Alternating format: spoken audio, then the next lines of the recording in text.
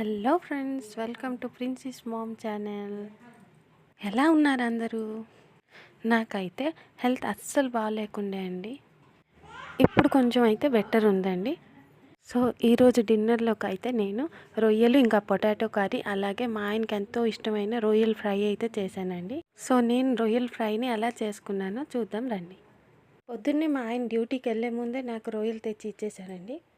వాటిని నేను శుభ్రంగా క్లీన్ చేసుకొని ఉప్పు, కారం, మసాలా, అలాగే ఆయిల్, అల్లం వెల్లుల్లి పేస్ట్ అవన్నీ వేసి శుభ్రంగా మ్యారినేట్ చేసి పెట్టుకున్నానండి. అందులో సగం రొయ్యల్లో పొటాటో వేసి కర్రీ వండుకున్నానండి లంచ్లోకి. ఇంకో సగం రొయ్యలు ఇప్పుడైతే నేను ఫ్రై చేసుకుంటున్నాను. 5 టేబుల్ స్పూన్స్ ఆయిల్ అయితే ఇప్పుడు వేసుకున్నానండి.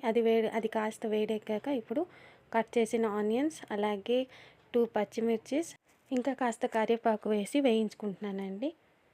ఇందులోకి ఉల్లిపాయలు అనేవి బాగా వేగాలి. వెజ్లో రొయ్యలు అంటే నాకు చాలా ఇష్టం అండి. అలాగే ఇష్టంగా ఇంట్లోనే వండుకొని హ్యాపీగా తినడం అంటే కూడా నాకు చాలా ఇష్టం. ఈ ఉల్లిపాయలు అయితే ఇలా వేగుతున్నాయి కదండి.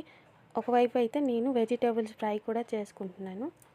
మా అత్తయ్య, వదిన వాళ్ళు అయితే నాన్ వెజ్ తినరండి. సో వాళ్ళ కోసం అనేసి వెజిటేబుల్ ఫ్రై నేను చేసుకుంటున్నాను. ఒకసారి చూద్దాం రండి ఏమేమి వేసి చేశానో ఫ్రై అనేది. ఇక్కడ చూసారా, ఫ్రై బీన్స్, ఇంకా క్యారెట్, ఇంకా ఆలుగడ్డలు వేసి అయితే నేను ఫ్రై చేశానండి. ఫ్రై కూడా ఆల్మోస్ట్ అయిపోవచ్చిందండి. ఇంకా దించే స్టేజ్లో ఉంది.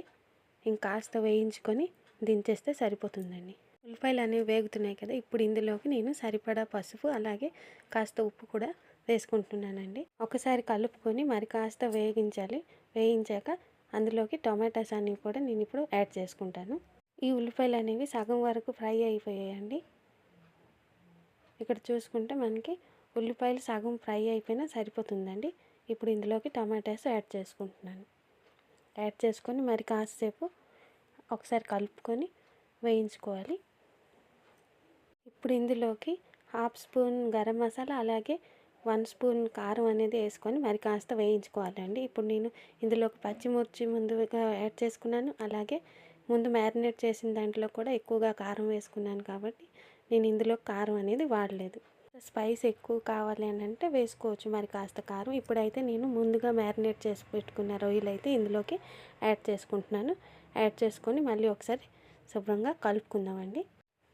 ఒకసారి కలుపుకున్న తర్వాత మూత అనేది పెట్టేస్తానండి. అలా మూత పెట్టిన తర్వాత ఇందులోకి వాటర్ అనేది యాడ్ చేయాల్సిన అవసరం లేదు. ఆవిరి ఉడికిపోతాయండి. 10 నిమిషాలు అయిపోయిందండి. ఇప్పుడైతే మూత తీసి చూసుకుందాం ఒకసారి ఉడికాయో లేదో. ఒకసారి గరిటతో కలుపుకుంటున్నాను. ఇక్కడ రొయ్యలు అనేవి బాగా ఉడికిపోయాయండి ఇక్కడ. ఇప్పుడు వీటిని మూత తీసేసి అలాగని వేయించుకోవాలి. మధ్య మధ్యలో కలుపుకుంటూ వేయించుకోవాలి. ఇప్పుడైతే టైం 9 అయిందండి. అయితే ఇప్పుడు నేనేం చేస్తున్నానంటే, ఓవైపు చూడండి రొయ్యలు ఎలా వేగిపోయాయో. ఒక 10 నిమిషాల వరకు మూత తీసుకొని ఇలా వేయించుకుంటే మొత్తం నూనెకి పూర్తిగా ఇలా వేగిపోవాలండి. అలాగే ఒకవైపు అయితే పొద్దున్న చేసుకున్న పొటాటో ఇంకా రొయ్యల కర్రీ అయితే వేడి చేసుకుంటున్నాను. అలాగే వెజ్ ఫ్రై అనేది కూడా మనకి రెడీ అయిపోయింది. ఇప్పుడు మన డిన్నర్ అయితే రెడీ అయిపోయిందండి. డిన్నర్ చేయడమే లేట్ అనమాట. నాన్ వెజ్లో ఇలా పొటాటోస్ వేసి వండుకోవడం అంటే, కర్రీస్ వండుకోవడం అంటే నాకు చాలా ఎక్కువగా ఇష్టం అండి. ఇలా చేసుకొని తినడం అంటే నాకు ఎందుకో చాలా ఇష్టం. ఇలా మీలో ఎంతమందికి ఇష్టం ఒకసారి కామెంట్ సెక్షన్లో చెప్పండి. కర్రీస్, అలాగే పప్పు, అన్నం అన్నీ రెడీ అయిపోయాయండి. ఇంకా డిన్నర్ చేసేద్దామా మరి. ఇలా చేసుకున్న రొయ్యల వేపుడు అయితే ఫ్రిడ్జ్లో పెట్టకపోయినా 2 డేస్ వరకు అస్సలు పాడు కాదండి. ఒకసారి ట్రై చేసి చూడండి మీరు కూడా. ఇప్పుడైతే టేస్ట్ చూసి చెప్తానండి ఎలా ఉందో. కర్రీ అయితే చాలా బాగుందండి. అలాగే ఫ్రై కూడా చాలా చాలా బాగుందండి. మీరు ఒకసారి ట్రై చేసి చూడండి. మీకు ఎలా అనిపిస్తుందో కామెంట్ సెక్షన్లో ఒకసారి కామెంట్ చేసి చెప్పండి అండి. నేనైతే ఈరోజు నా డిన్నర్ని ఇలా ఎంజాయ్ చేస్తున్నానండి. ప్లీజ్ నచ్చితే do like, share and subscribe please అండి.